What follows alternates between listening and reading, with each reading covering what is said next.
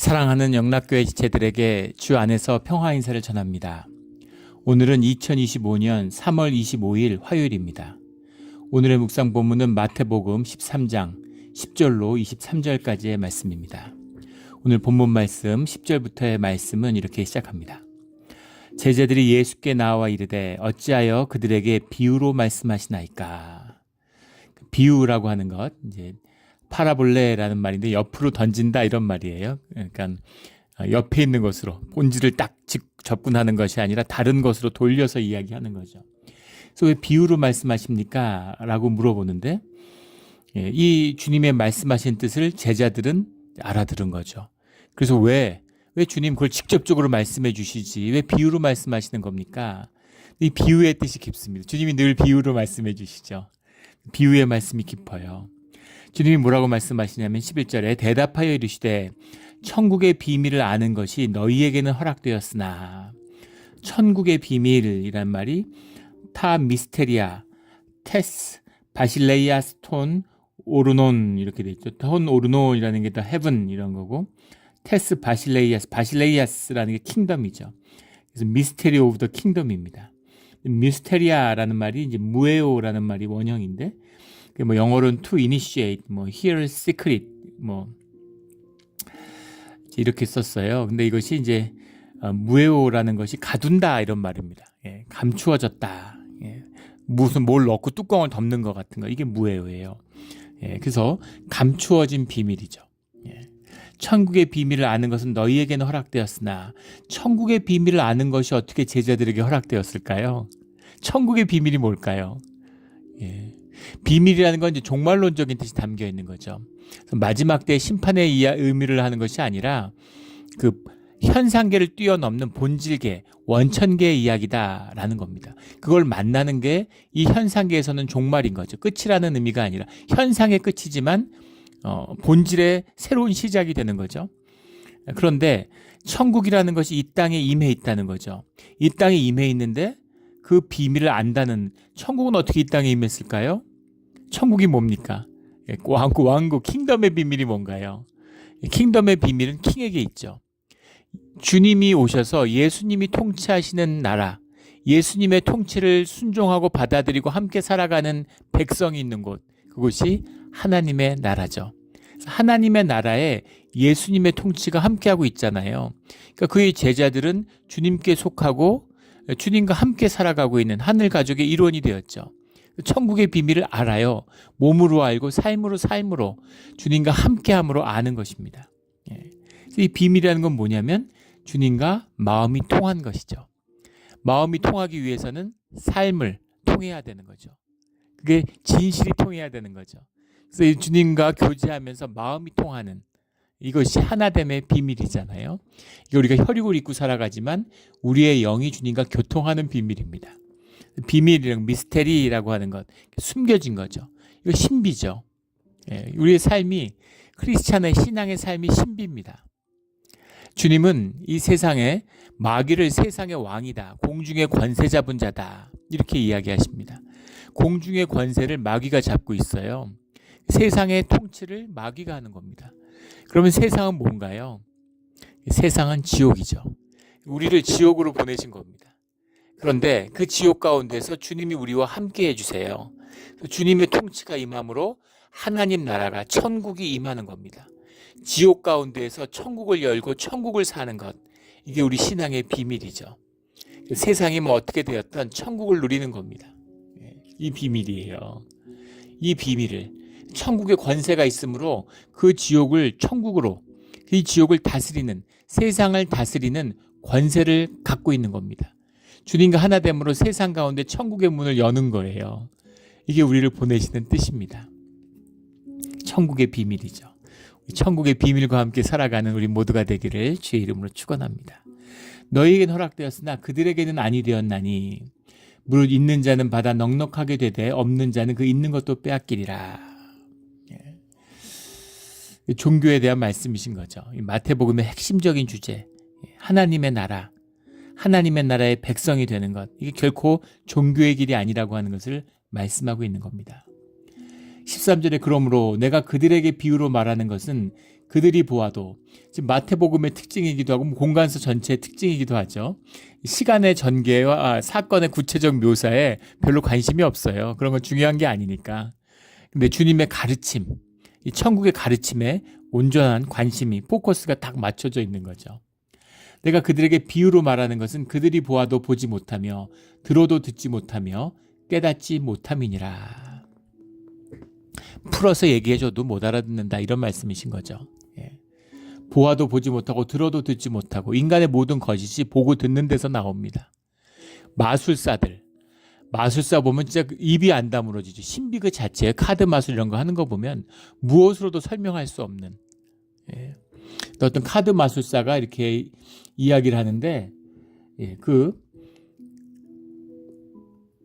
카드 4장을 한 장이 아니라 처음엔 4장으로 시작하는데 4장이 카드에 어디 들어있는지를 묶음으로 찾아내는, 근데 카드를, 인간의 능력이라는 건 진짜 대단한 겁니다. 주님의 진짜 형상이 있어요.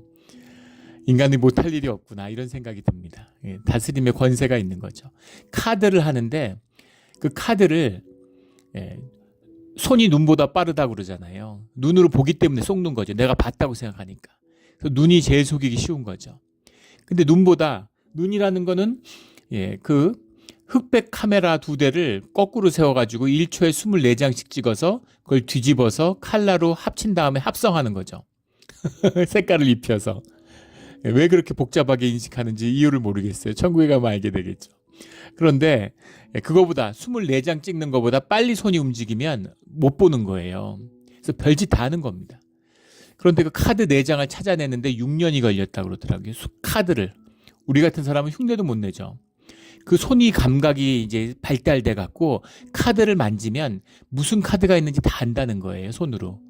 근데 그거를 손으로 느끼는 걸 넘어서는 감 같은 게 생긴다는 겁니다. 의사들이 수술하는데 원격 수술을 하잖아요. 아프가니스탄 전쟁 때 거기 군인을 현장에서 수술하는데 기계가 로봇팔이 수술을 하는데 아리조나에서 인공위성을 통해 갖고 수술을 하는 겁니다. 그것도 놀랍죠. 근데 더 놀라운 것은 그 수술을 할 때 그 수술하는 그 환자에게서 느껴지는 그 손가락의 감, 직접 손을 대는 것 같은 감이 손에 느껴진다는 거예요. 계속 로봇을 다루는데 지구 반대편에 있는데 그게 손으로 느껴진다는 겁니다. 그래서 정밀한 수술을 할 수 있다는 거죠. 인간이, 우리 예전에 뭐 그런 뇌과학 이런 거 얘기하면서 그런 비유들 다룬 적이 있었잖아요. 이 뇌의 신비. 예. 다리가 잘라져가지고 사고로 다리를 잘랐어요. 예. 다리 잘린 사람도 있고, 팔이 잘라졌는데 왼팔이 없는 겁니다. 근데 왼팔이 가려워요. 없는 팔이 어떻게 가려울 수가 있을까? 가려움이라는 건 뇌의 작용이기 때문인 거죠. 가려워 죽겠는데 긁을 수가 없는 거예요. 그래서 그걸 어떻게 치료하냐면, 그 진짜 신기한 거죠. 예. 눈으로 이렇게 무슨 잠수경 같이 생긴 거를 이렇게 안에 이제 거울을 이렇게 대가지고, 예전에 뭐 그런 거 있었잖아요. 그 잠수경 생각하시면 돼. 그거를 손에 껴가지고 이렇게 바라보는데 마치 오른손이 비춰져서 왼손이 있는 것처럼 보이는 겁니다. 예. 실제는 없는데, 근데 그 눈의 그 반사각 때문에 이 망원경 같은 거 이렇게 들여다보면 두 손이 보여요. 근데 왼손으로 보이는 게 사실은 오른손이 반사된 거죠. 그래서 오른손을 가져다가 왼손을 긁는 거예요. 왼손을 이렇게 긁으면 그게 가려운 게 후련하고 가려움이 싹 가시는 거죠. 그렇게 치료를 해요. 예. 그게 인간의 지각이고 신경입니다. 신비죠. 그래서 손이 그걸 다 느낀다는 거예요. 내장을 그렇게 감각적으로 느껴서 어디 있는지 순서를 이렇게 맞추는데 6년이 걸리고, 그리고 그걸 4장이 아니라 한 장으로 찾아내는데 15년이 걸렸다. 뭐 숨기는 거 아니야, 옷에 숨긴 거 아니야, 뭐 딴 데서 꺼낸 거 아니야, 아니라는 거죠. 예. 다 손으로 하는 건데 손으로 만지면서 느낌이 있어서 카드를 돌리면서 누구한테 무슨 패가 갔는지, 나한테 무슨 패가 오는지 카드를 썼기만 해도 그 순서 52장의 순서를 다 한다는 거예요. 카드를 한번 쫙 보면 다 한대요. 순서가 어떻게 되는지. 그래가지고 이렇게 쫙 나눠주는데 누구한테 무슨 카드 갖고 나한테 뭐가 왔고 다 한다는 거죠. 그런 사람들하고 포커 게임 같은 거 하면 되겠습니까? 절대로 도박 같은 거 하시면 안 돼요. 예, 완전히 그건 뭐 그 사람 완전히 뭐 애들 데리고 노는 것 같은 거죠. 한두 살짜리 아이들 데리고 안고서 노는 것 같은 그런 겁니다. 예. 근데 놀라운 거죠. 인간이 손으로 이렇게 카드를 한 16년, 15년 만지면 그렇게 되는 거죠. 예, 그런 겁니다. 눈으로 보기 때문에. 눈의 거짓. 보는 걸 그대로 인식할 수 있으면 깨달음의 성인이 되는 거예요. 보이는 걸 그대로 인식한다는 건 굉장한 수준의 사람입니다. 사람들의 편견, 자기 눈, 자기 시각 이런 왜곡으로 그 물을 꼬아서 보죠. 그리고 우리 뇌 자체가 우리 시각 자체가 보정을 해요. 예전에 다룬 적 있죠. 이렇게 실험을 하는데 하나는 이렇게 이 그늘 쪽에 있고 하나는 이렇게 빛에 있어요.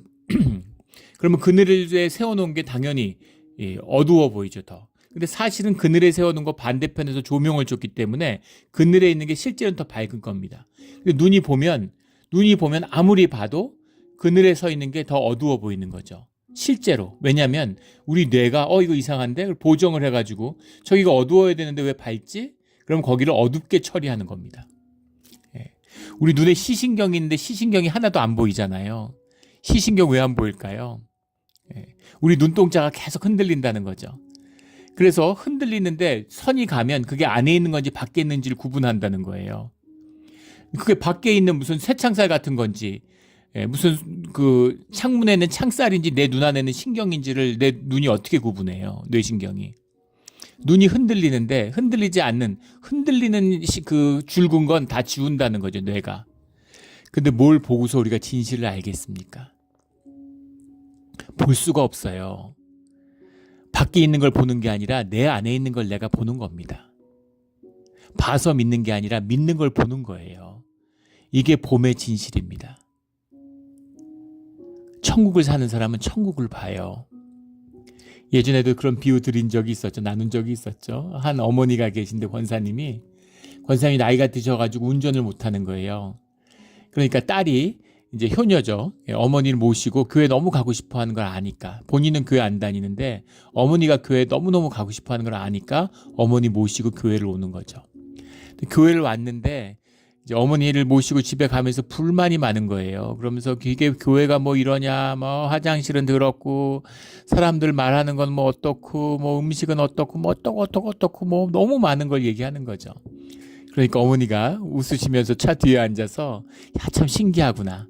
나는 평생을 다녀도 교회에서 십자가밖에 본 게 없는데 너는 하루 교회 나왔는데 정말 많은 걸 봤구나. 그렇게 얘기하시더라는 거죠. 그런 겁니다.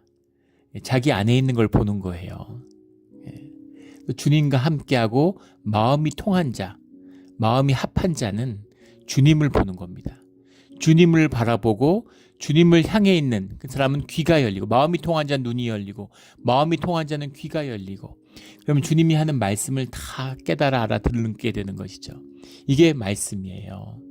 무슨 목사 설교 듣는 게 아닙니다. 뭐 성경 공부해가지고 무슨 신학 공부하는 게 아니에요. 살아계신 주님과 함께함으로 주님의 말씀이 내게 들리는 것이죠. 그 말씀을 주시는 거예요. 그 말씀을 성경의 말씀으로 말씀하시죠. 말씀을 들어 쓰시는 거 이게 말씀이죠. 이사야 예언이 그들에게 이루어졌으니 너희가 듣기는 들어도 깨닫지 못할 것이요 보기는 보아도 알지 못하리다. 이 백성의 마음이 완악하여져서 그 귀는 듣기에 둔하고 눈은 감았으니 이는 눈으로 보고 귀로 듣고 마음으로 깨달아 돌이켜 내게 고침을 받을까 두려워함이라. 굉장히 무서운 말씀입니다.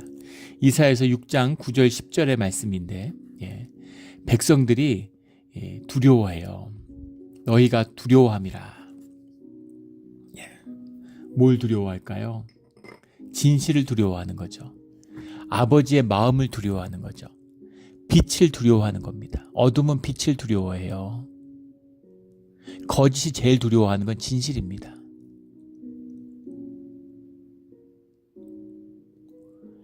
가짜의 권세가 어디 있어요? 주님이 마귀를 거짓의 왕이라고 그러죠. 가짜의 권세가 어디 있습니까? 진짜 행세하는 거잖아요. 진짜 행세해갖고 진짜일 필요가 없죠. 가짜면 되는데. 왜 진짜 가방을 왜 들고 다녀? 짝퉁 들고 다니면 되는데. 그런데 가짜가 제일 두려워하는 건 뭐냐면 진짜죠. 아버지의 가슴을 만나는 것. 내가 누군지를 아는 것. 내가 누군지를 다 궁금해서 뭐 MBTI 하고 뭐 요즘 MBTI 예전에 뭐 혈액형 보고 뭐 별점 보고 뭐 양자리네 정갈자리네 뭐 O형은 어떻고 A형은 어떻고 밑도 끝도 없이 A형은 소심하다 그래갖고 A형들이 다 상처받고 그러는 거 아니에요. 예, 요즘은 다 MBTI로 뭐 F니 T니 뭐 이러면서 뭐 E니 I니 뭐 이런 거잖아요. 그런데 예, 다 자기에 대해서 알고 싶고 뭐 사주 명리학, 성명학 뭐 이런 걸 통해서 알고 싶어 하는데 사실은 진실은 뭐냐면 알고 싶지 않은 거죠. 진짜는 보고 싶지 않은 거예요. 진짜는 보고 싶지 않은 거예요. 예. 와이프가 나를 진짜로 어떻게 생각하는지 그걸 보여주면 볼 수 있겠습니까? 볼 수 있을까요? 예, 못 보는 겁니다. 그게 인간의 비극이에요. 주님을 만난다는 것, 예수님을 만난다는 건 십자가를 만난다는 겁니다. 십자가를 만난다는 건 내 진실을 만난다는 거예요. 그래서 뭐 회개를 하니 안 하니, 예. 회개를 하고 안 하고가 아니라 정말 부끄러워서 쥐구멍에 들어가고 지금 옷을 찢는 게 아니라 머리를 다 쥐어 뽑고 싶은 그런 마음이 되는 겁니다. 진짜 죽고 싶죠. 너무 부끄럽고 너무 수치스러운 거죠. 그게 내 모습이에요. 죄인 중에 괴수인 겁니다. 내가 제일 나빴구나. 내가 의로운 줄 알았는데. 내가 맨날 선한 얘기하고 좋은 얘기하고 의로운 생각하고 그런 말하고 구제하고 헌신하고 남 정죄하고 판단했는데 내가 제일 악당이었구나 하는 것을 만나게 되는 거죠. 그걸 두려워하는 겁니다. 고침을 받을까 두려워함이라. 내가 아프고 병들었다고 부모 때문에 친구 때문에 뭐 나라 때문에 환경 때문에 내가 아프다고 근데 내가 진짜 왜 아픈지를 고침을 받으려면 진단이 나와야죠. 근데 진단을 받을 수가 없는 거죠.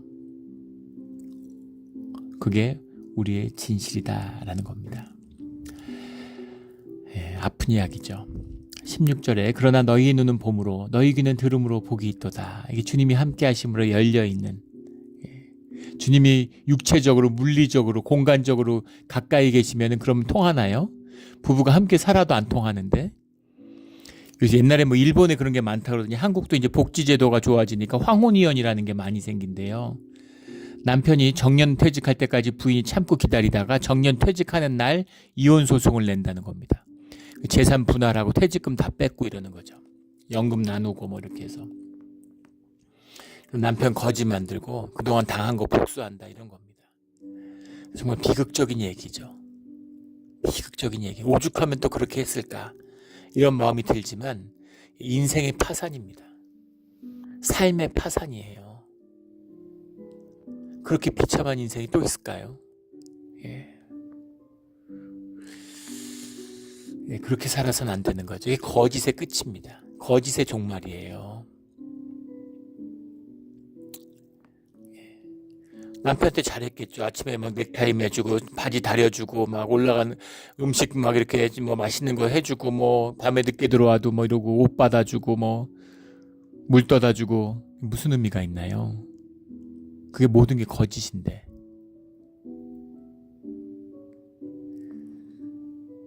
그런 것이죠. 봄으로 들음으로 복이 있도다. 주님과 함께하는 복이죠. 복의 근원. 복의 근원을 만났는데 어떻게 복되지 않을 수가 있겠어요. 예, 이 복의 비밀이죠.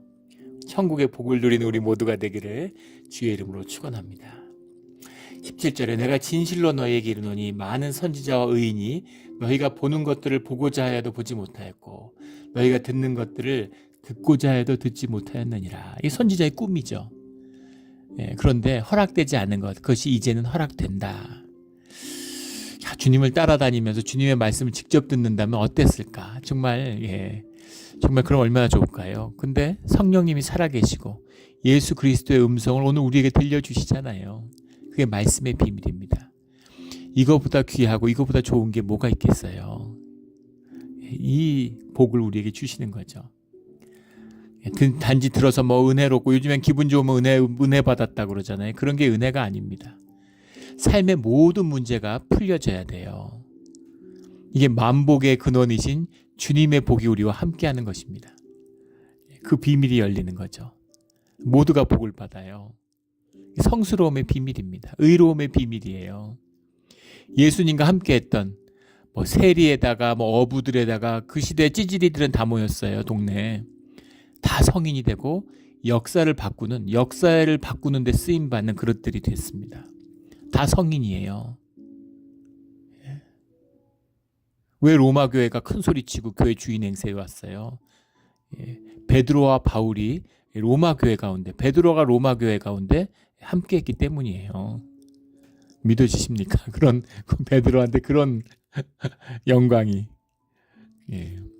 예수님이 다니셨던 곳, 밟았던 곳은 전부 다 성지입니다. 토리노의 성이라고 그러죠. 진짜인지 가짜인지 모르겠는데 토리노 성당에 가면 예수님이 입었던 옷이라고 있어요.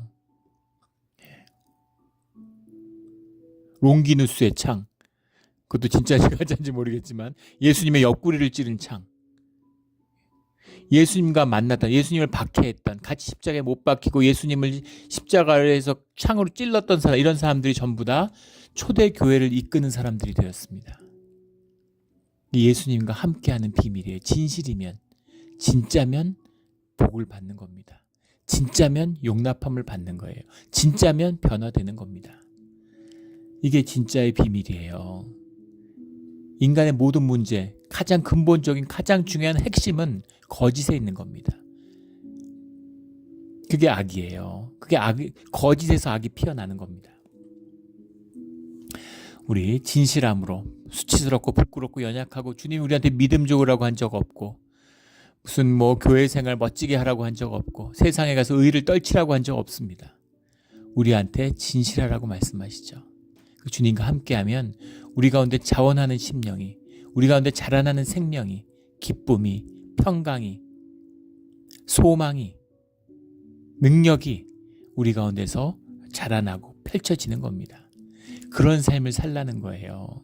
그런 삶을 살라는 겁니다.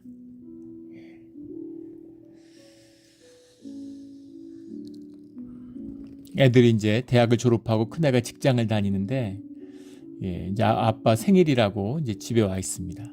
고맙죠. 그렇게 어렵게 휴가를 내서. 와서도 계속 컴퓨터로 일을 해요. 밤에도 일하고 낮에도 일하고. 자꾸 지시가 오니까. 옛날엔 지시할 수가 없었는데 이제는 계속 지시가 오고 컴퓨터로 일을 하니까 계속 일을 해야 되는 겁니다. 근데 애가 완전히 눈이 동태눈이 됐어요. 얼굴이 다 뜨고 피곤해가지고. 근데 참 속상하고 마음이 안 됐죠. 마음의 소원이 뭡니까? 아이가 좀 기쁨과 평강 속에서 자신의 모습을 피워내야 될 텐데. 근데 세상이 얼마나 잔인하고 얼마나 혹독합니까? 절대 내가 나로 살 수 있게 내버려 두나요? 내가 나로 존중받고 피어나게 서로 격려하고 도와가면서 그렇게 같이 해나가는 게 그게 직장이고 세상이 될까요? 지옥을 사는 겁니다. 근데 거기서 천국을 피워내야 되는 거죠. 누가 그렇게 할 수 있을까요? 누가 그렇게 할 수 있겠습니까? 주님이 함께하지 않으면, 주님과 통하지 않으면, 주님과 동행하지 않으면 절대 그런 일은 일어나지 않아요. 그래서 우리가 자녀를 위해 살 수 있는 것은 기도밖에 없는 것입니다. 기도밖에 없어요. 내가 주님과 연결되어 있다면, 내가 주님과 통하고 있다면, 내가 기도한다면 아이의 삶은 풀려납니다. 그 비밀을 우리에게 허락하시고 우리에게 열어주시는 거예요. 18절부터 씨 뿌리는 비유를 말씀하시죠. 앞에 나왔던 길가와 돌밭과 가시떨기가 좋은 땅이 무슨 의미였는지를, 19절에는 길가에 떨어진 것은 무엇이냐면 사단이 그 말씀을 가져갔다는 겁니다. 돌밭에 떨어졌다는 건 기쁨으로 받았는데 환난이, 고난이 닥치면 그러면 넘어지는 것을 말하는 것이다 라고 주님이 풀어 말씀하시는 거죠. 가시떨기는 세상의 염려와 재물의 유혹의 말씀이 맞게 결실하지 못하는 것이다. 좋은 땅은 30배, 60배, 100배의 열매를 맺는 것이다. 이렇게 말씀하십니다. 우리 13장 1절부터 9절까지 비유의 말씀에서 이미 나누었죠. 주님이 보면서 주님이 돌밭과 길가와 가시떨기를 구분 못해가지고 씨를 잘못 뿌렸을까? 아니죠. 주님이 아낌없이 씨를 뿌려주시는 겁니다. 그럼 처음부터 우리는 이걸 잘못 받아요. 난 돌밭일까? 나는 막 가시밭길까? 나는 길가일까? 아닙니다. 주님이 다 창조하셨는데 주님이 똑같은 마음으로 똑같이 씨를 뿌려주세요. 그래서 돌밭처럼 보이던, 길가처럼 보이던, 가시덤불 밑에 있는 것 같이 보이던 거기서 말씀이 성육이 되어서 삶으로, 믿음이 삶으로 사라져서 그 가운데 말씀의 결실이 피어나면 그러면 거기가 좋은 땅이 되는 거예요. 좋은 땅은 좋은 열매를 맺고 좋은 열매를 맺는 게 좋은 땅입니다. 우리는 좋은 말하고 좋은 생각하면 내가 좋은 사람인 줄 알아요. 좋고 나쁘고는 우리의 존재의 문제입니다. 좋은 사람이 하는 게 좋은 일이에요. 나쁜 사람이 하는 좋은 일은 악한 일입니다. 이게 씨 뿌리는 비밀인 거죠. 사단이 있어요. 사단이 우리의 말씀을 막습니다. 교회 처음 나와보시면 아마 알았을 거예요. 교회 나가려고 하면 꼭 무슨 문제 생기고 환난이 끊이질 않죠. 절대로 말씀에 마음을 두게. 말씀이 열리면 막 고난이 밀려와요. 깜짝 놀라죠. 예. 교통사고 나고 막 집에 불 나고 별일 다 벌어집니다. 애 아프고 막. 예. 그걸 막는 게 사단의 일이니까 그걸 뛰어넘어야 되는 거죠. 예. 그러면 세상에 박해가 있어요. 환난이, 고난이 닥칩니다. 근데 주님은 말씀하시죠. 우리가 감당할 수 있는 고난만 허락해 주셨다고. 그래서 우리가 시험 공부 끝났는데 시험 보는 거죠. 예, 그래서 그것을 이겨내므로 우리의 능력이 더 자라나고 우리의 믿음이 더 굳세지고, 예, 그러면 또 더 큰 고난이 닥쳐오는 겁니다. 그럼 또 그걸 우리가 이겨내는 거죠. 초등학교 졸업하면 중학교 가고, 중학교 졸업하면 고등학교 가고, 내가 구구단도 잘 못했는데 이제는 막 미분, 적분, 삼각함수 이런 걸 다 풀어낼 수 있네. 그렇게 자라가는 거죠. 예, 자라가는 겁니다. 근데 그 마지막에는 재물의 유혹이 기다리고 있는 거죠. 예, 이것이 현상을 사는 우리의 시험입니다. 현상의 마음이 우리가 현상을 재물이 귀하지 않은 게 아니죠. 우리가 현상을 살고 있습니다. 현상계를. 우리가 혈육을 갖고 입고 살아요. 그런데 현상이 삶의 우선순위가 되고 현상이 먼저인 사람은 결국은 돈의 무릎을 꿇게 되어 있습니다. 왜냐하면 현상 질서에 응집된, 그것이 돈으로 표출된 거죠. 돈이 뭐예요? 아무것도 아니에요. 예, 종이에다 물감 칠한 거 아니에요. 그런데 우리가 거기다 우리의 생명의 권세와 우리의 신뢰와 우리의 믿음을 거기다 다 어태치해가지고 그걸 권세 있고 귀한 것으로 만든 다음에 내가 만들었는데 그것을 얻겠다고, 나에게서 나온 건데 그걸 얻기 위해서, 말이 됩니까? 근데 우리가 단절되어 있는 거죠. 분열되어 있는 겁니다. 예, 그래서 우리가 가지면 되는데 우리가 갖는 걸 깬 거죠. 내가 가져야 되는 거죠. 내가 더 가져야 되는 거죠. 네가 200만 불짜리 집에 살면 나는 300만 불짜리 집에 살아야 되는 거죠. 그래서 세상을 지옥으로 만들고 거기서 서로 고통받으면서 비참하게 살아가고 있는 겁니다. 그게 가시떨기에 떨어진 씨앗의 말씀에 비운 거죠.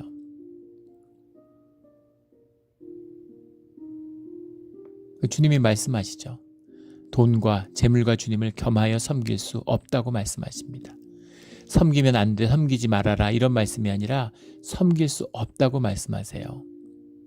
돈을 다스리느냐, 돈의 다스림을 받느냐, 돈의 주인이냐, 돈의 종이냐, 명확한 것입니다. 좋은 땅에 뿌려진 건 생명의 결실이잖아요. 30배, 60배, 100배의 결실을 맺는 것입니다. 유누스라는 사람이 있죠. 들어보신 분도 있을 거예요. 노벨 평화상을 받았습니다. 근데 이 사람은 은행가예요. 은행하면서 노벨 평화상을 어떻게 받을 수 있을까요? 경제학자이기도 하죠. 네. 이 사람이 유누스 은행이라는 걸 만들었는데 방글라데시에, 지금 방글라데시가 잘 삽니다. 가난의 대명사였는데 세계 섬유 산업의 중심지가 되고, 옛날 얘기지, 인도보다도 훨씬 잘 살고 동남아시아에서 제일 잘 사는 나라 중에 하나가 됐죠. 네. 근데 그것이 이제 그 유누스 뱅크에 이제 영향이 컸다는 거예요. 유누스가 자기 왜 벵글라데시 유학도 갔다고, 해외에 가서 박사도 받고 이래가지고 교수하는데 너무 가난한 거죠. 조국에 있는 사람들이. 근데 그렇게 열심히 일하고 그렇게 성실한데 왜 그렇게 가난할까? 예. 빚에 눌려 살고 빚을 못 갚는 거예요. 재봉틀 하나만 있어도 돈 벌어서 먹고 살 수 있는데 재봉틀을 살 수가 없는 겁니다. 예, 매일 삭바느질 해가지고 재봉틀 살 수 있는 돈을 어떻게 모아요? 재봉틀을 못 사는 거예요. 돈 500불만 있으면 재봉틀을 살 수 있는데 500불을 평생 한 번을 못 모으는 겁니다. 그 유누스가 그게 비통하니까. 근데 뭐 신용이 있어요? 뭐가 있어요? 그런데 은행을 설립해가지고 그 바느질하는 그 아주머니들한테 500불을 대출해주는 운동을 한 거예요. 근데 은행 예금 받아가지고 이자 주면은 어떻게 그거를 그 아주 낮은 의자로 그걸 할 수가 있겠어요? 이자 주는 것보단 더 받아야지 은행이 그 존립을 할 거 아닙니까? 그러니까 크라우드 펀딩이라고 그러죠. 사람들에게 소액을 출자 받아서 은행을 만든 겁니다. 5천 원이든 만 원이든 사람들이 다 출자해가지고 거기서 그 비즈니스를 할 수 있는 사람들에게 신용 대출을 해주는 거예요. 근데 거기에 또 신비가 있죠. 예전에 그 프랑스의 그 무슨 은행이 이름도 까먹었네. 그 100년이 넘은 그 세계적인 은행이었는데 그 뭐예요? 퀀트라고 그러죠. 그 뭐 이렇게 그 투자하는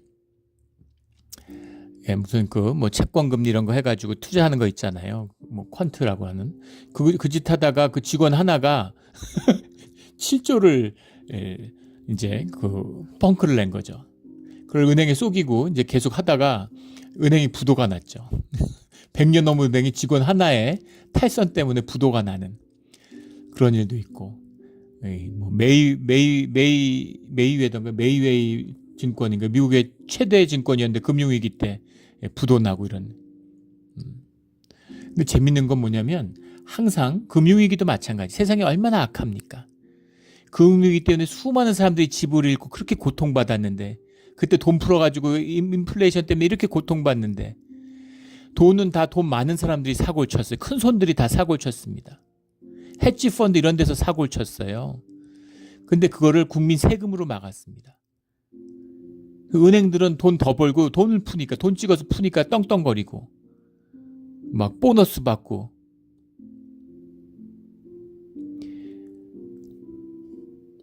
구글의 CEO가 3억 몇천만 달러, 한 5천억 가까운 돈을 연봉으로 받았습니다. 근데 더 충격적인 건 미국에서 자산소득이 아니에요.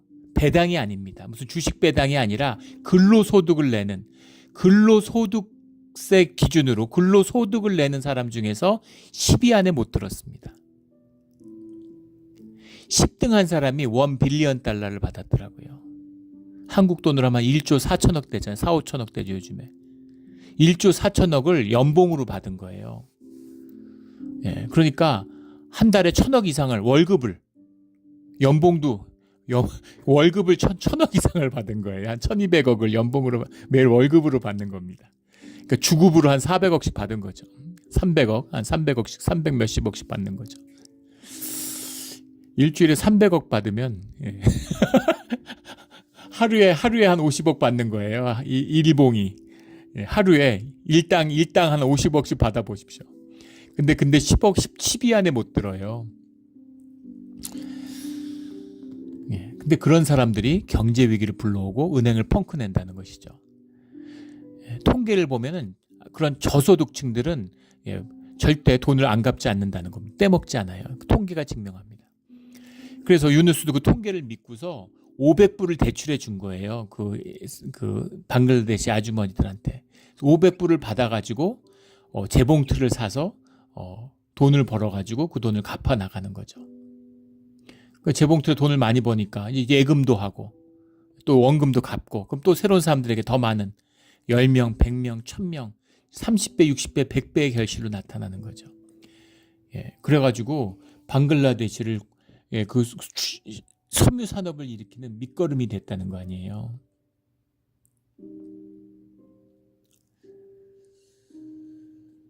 본인은 노벨상도 받고.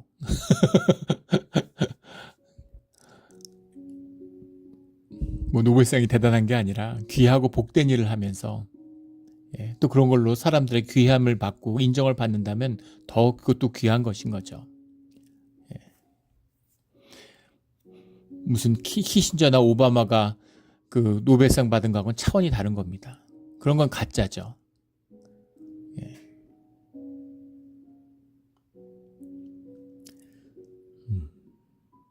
그 피에로의 옛날에 누구예요? 그 피에로 만들었던 그 노벨상 받았잖아요. 테러리스트한테 노벨상을 준 겁니다. 평화상을. 야, 앞으로 테러 안 하기로 했다고. 정말 그 속아 웃을 일이죠.